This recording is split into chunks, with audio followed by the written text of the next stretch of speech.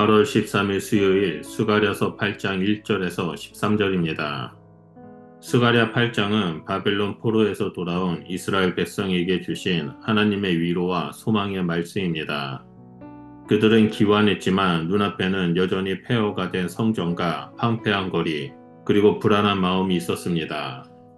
성전 재건은 더디게 진행되었고 민족의 미래는 여전히 불확실했습니다.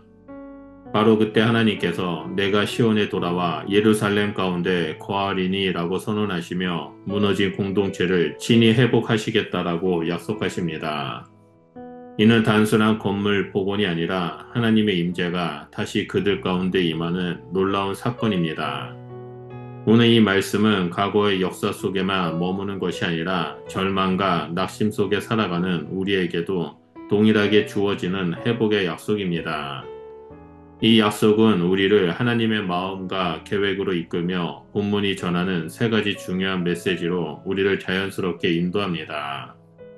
먼저 첫 번째 메시지는 1절에서 3절에 하나님은 시온을 사랑하시고 다시 돌아오신다라는 사실입니다. 하나님은 2절에서 시온을 위하여 크게 질투하며 라고 말씀하십니다. 여기서 질투는 인간적인 시기나 분노가 아니라 언약 백성을 향한 불타는 사랑과 헌신을 뜻합니다.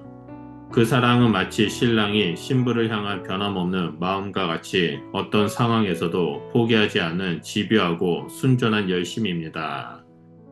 이스라엘은 죄와 불순종으로 인해 심판을 받았지만 하나님은 그들을 완전히 버리지 않으셨습니다.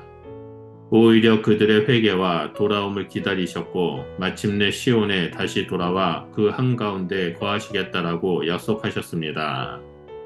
이는 단순히 무너진 성전과 성벽을 복원하는 것을 넘어 하나님의 임재와 통치가 다시 회복되는 것을 의미합니다. 곧 임마누엘 하나님이 우리와 함께 하신다라는 약속의 성취입니다. 이 선언은 포로에서 막 돌아온 피곤하고 지친 백성들에게 단순한 위로 이상의 의미였습니다.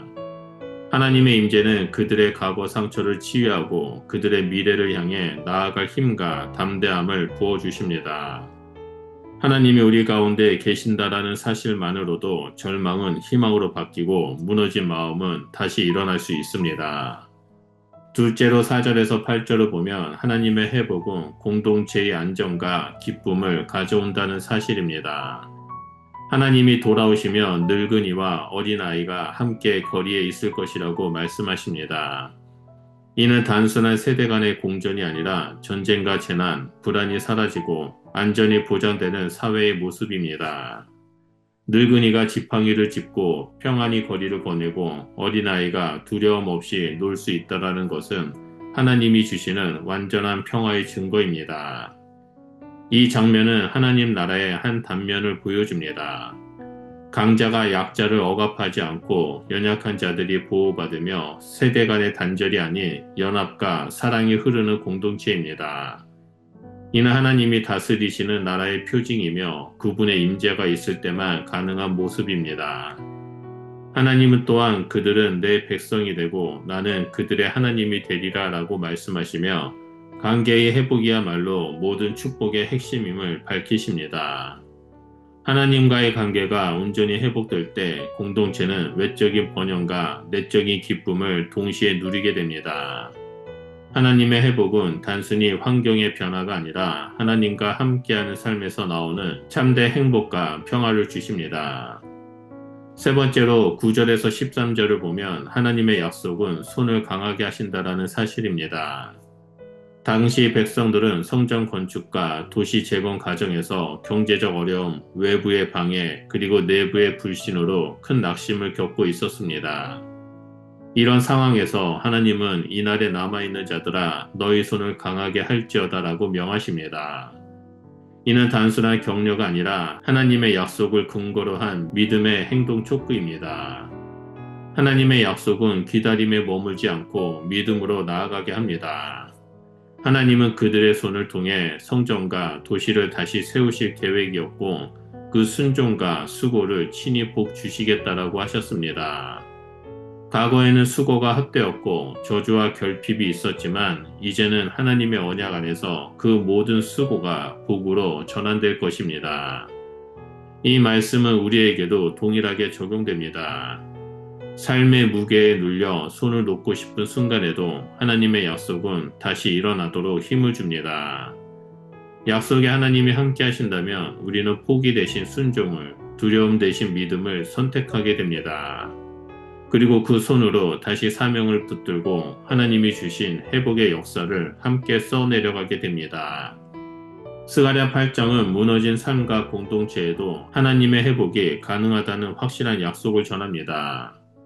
하나님은 단순히 눈앞의 문제를 해결하는 차원이 아니라 우리 가운데 친히 거하시며 평화와 기쁨을 주시고 우리의 손을 강하게 하여 맡기신 사명을 끝까지 감당하게 하십니다.